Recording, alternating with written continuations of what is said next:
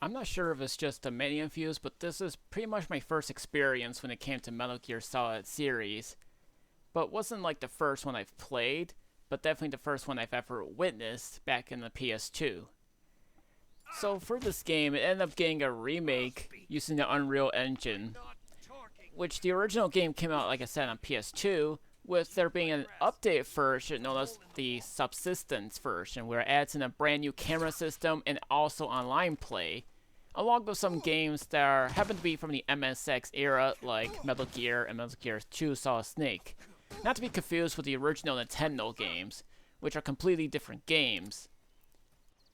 The game was given highly praise for its reviews, and also many people consider this the best in the series. And for some reason, when this game came out on Unreal Engine, the remake or whatever, many people I've seen on Twitter claim that this game is the worst in the series. Can I ask what these people were smoking or something? Because obviously they pretty much have not played much of this game. Even though, I should also mention, those same people that tweeted out even admitted it, which is quite dumb if you think about it. And they never really gave the game a second chance just to change their opinion. But people also claim this game is too cinematic and has too many cutscenes. Yet that's always been the series until Peace Walker and The Phantom Pain came out. Yeah, so I don't know what they were complaining about. But it's not the first time that Metal Gear's gotten a remake, because we did get the first game remake known as the Twin Snakes as a GameCube exclusive, which many people seem to ignore it for some reason, despite us already getting a remake of the first game in general. That being said, we should talk about this game itself. Now, you play as Snake, you go on a mission, and you stop the Shankoha, which is a big giant mech machine, and you're taking place in the Cold War era itself. The Cold War. But yeah, that was the end of World War II, like they said. But I also should mention that the original game itself was ported over to the PS3, Xbox 360, PS Vita, and even a 3DS version, which that one does a little bit things differently on 3DS. The 3DS version I've seen has overall graphics that aren't exactly the same as its PS2 and HD counterparts. Also, the frame rate is a little bit worse than any of its counterparts. Also, I know people might think, but the 3DS version actually brought in the crouching movement, and then they brought that back in the remake. So pretty much they were borrowing some elements from the 3DS version in terms of this one. But for this game too, the remake has some brand new camouflages, like for an example, Peace Walker gear of both battle and sneaking, and also a gator suit. Now don't get me wrong, we've already got the gator head in the game, but I guess we had to get a suit. But believe it or not, depending on which camouflage you wear, they have their own attributes. Well, not every single one of them, but in terms of the sneaking suit, if you crouch down and move or whatever, the noise will lower for you, so you have any opportunity to take advantage of. Also, like things like the battle gear, it does a pretty good job in its defense, but your movement is slower. But yeah, that's something from like the Peace Walker. But there's also some camouflages where if you defeat bosses by tranquilizing them, that's how you get it.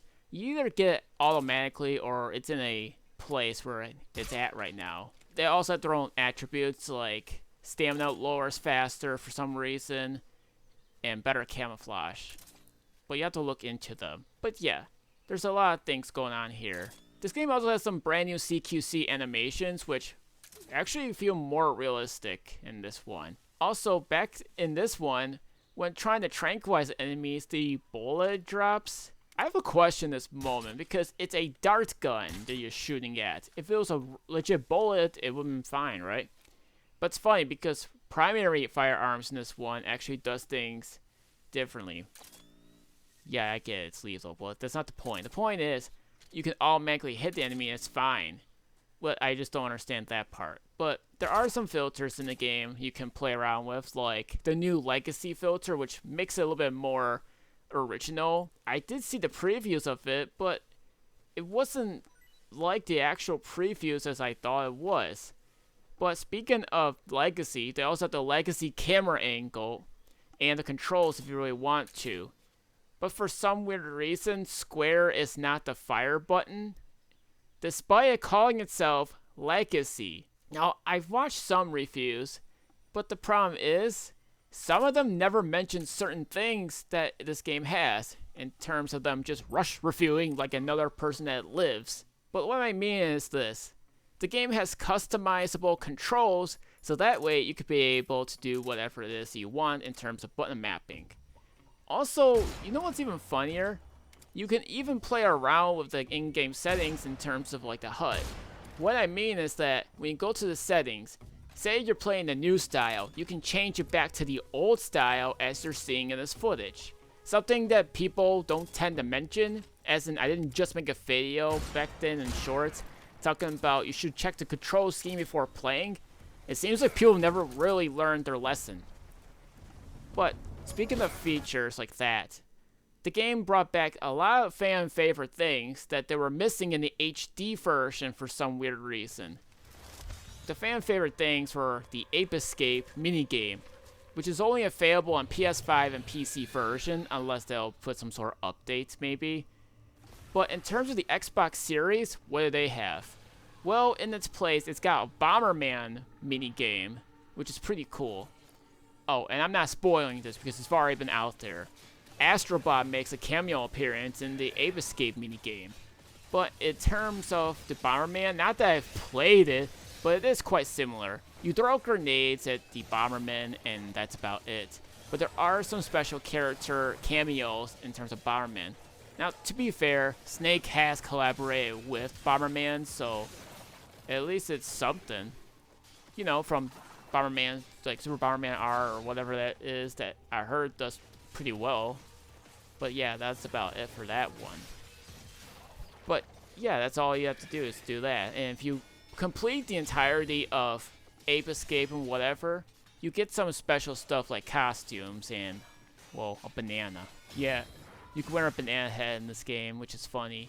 I remember the banana stuff because there was a camouflage of a banana suit. It's not a suit, it's just camouflage, but it looks like bananas. That was how the original was. Also, they brought back another fan favorite thing, and that one is none other than the Guy Savage mode, which is the Dream mode, which again got removed from the HD version for some weird reason being. But I also want to mention this Guy Savage real quick. That actually was developed by Platinum Games. It may be short, but at least it was fun playing it. But for the gameplay itself, it's stealth. Yeah, I've already talked about that part. That's where the camouflage comes in. You can blend into different environments depending on which camouflage suit you want. You can go wood, mud, or maybe a building texture, or anything else like that. But like I said, there's plenty of camouflages for you guys to find all over the place. Face and suits. But in terms of collectibles, they still retain the frog stuff. But if you play the 3DS version, they replaced those for Yoshis. Oh, and let's not forget something too. Now, it's not just the frogs this time around. You now have camouflaged ducks. Yeah, the ducks one were never in the original, so this makes it even harder to find now. Oh, and the total of both of them, well, both of them each is 64, which equals to 128. So meaning you have to find 128 of these things. And I don't know if you get some sort of camouflage thing or something, or some sort of special thing, but these things are hard to find. Even when you drive with Eva to get out, which is the, sorry, that's the later at the game, they still put them out there regardless, and the problem with that one is that they can easily be missed if you're not too careful. Yeah, so that's why you're always going to need like a machine gun to do that one. But in terms of stealth, you can go behind enemies and interrogate them for secret codex stuff in terms of healing or turning off the alarms or whatever, or needing some sort of code to open a door or something, like, not a code, but a frequency code. You know, how you go to the back of the cover of the game and see if what sort of number you needed. Yeah, that one. Something like that. But in terms of stealth and survival, you're gonna need to get some animals to eat. Why? Because your stamina is gonna go down and it's not gonna be good for you. So you gotta use your survival instincts for it. And the higher your camouflage number is, the more you blend in. And the more you blend in, the enemies will not see you. Oh, if you want to go a little slower, you can hold the left bumper to pretty much go slower. So that way it'll eliminate the stepping of your feet and also to get not caught in the game itself. Now, at least it's cool to see the crouching mechanic in this version. Let alone we've already did in the 3DS version. But there is a problem with it. Number one, the camera. Half the times, every time I will go use it, I'm trying to see if there's enemies around the corner. I can never find them. But when I did it in the original, I had no problem. Not that I wasn't crouching, but I was still able to see the enemies with the camera system. That's the thing. Subsistence camera system is absent in this one, which I think is the dumbest decision they've made. Unless they'll plan to patch it in, but come on. Subsistence camera angle should have also been in this game as a nice little choice. Yeah, you don't have the option. The only option in Legacy is just the original camera where it's all on top. And that can create some problems where people have often complained about it. I just think because it's hard to see enemies from there. But when the new camera system was there, it made the game a lot better. I've also heard that some exploits have been patched out. So meaning if you guys played the original, like say you exploited the fear boss, well that's no longer going to be the case. So you're going to fight like a real man. I've also noticed that sometimes bosses are a little bit harder than the original for some dumb reason. It could be because of the controls, which is something I had to get used to. Because you want to know how you roll? Triangle. Yeah. Triangle is the roll button for some dumb reason. And I wish you would have had the option to mix the Legacy controls with the new style, but they don't have that, which I think is dumb. I would have been fine with it, because every time I play the remake, I always get confused for the original controls, because that's how much I've always been playing the game. So every time I go back, I always play in the terms of control scheme, because I know how to do it. But you know what's weird in Legacy mode when I was trying to play it? Like I said, you don't hold square to fire or nothing.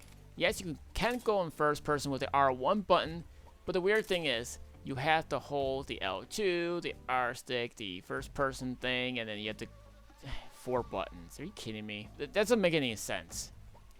If you're gonna call it Legacy mode, you might as well just live up to its name.